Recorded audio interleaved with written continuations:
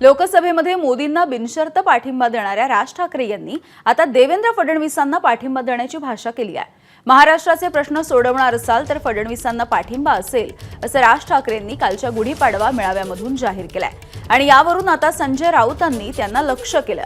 राज ठाकरेंनी फडणवीसांना चांगल्या कामाची यादी द्यावी असा खोचक निशाणा सुद्धा राऊतांनी लगावलाय।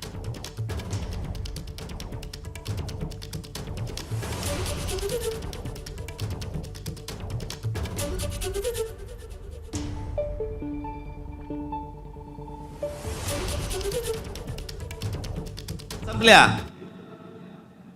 शिमगा झालेला आहे, होळी संपलेली आहे। तुमच्या साक्षीने सांगतो, माझा खरं तर देवेंद्र फडणवीस तुमच्या हातामध्ये एक चांगलं राज्य, सुसंस्कृत राज्य हातामध्ये आलेलं आहे। याच्याकडे नीट बघा।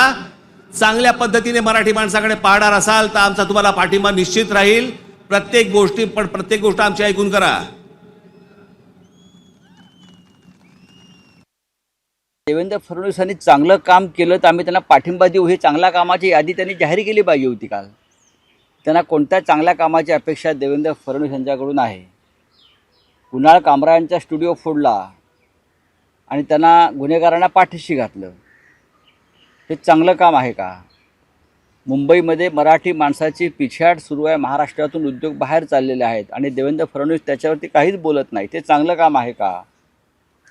मुंबईत मराठी माणसाला घर नाकारलं जात आहे, मराठी संस्कृतीवरती हल्ला होतो आहे, हे चांगलं काम असेल तर जरूर देवेंद्र फडणवीस यांना पाठिंबा देणं ही राष्ट्राची गरज आहे। एबीपी माझा, उघडा डोळे बघा नीट।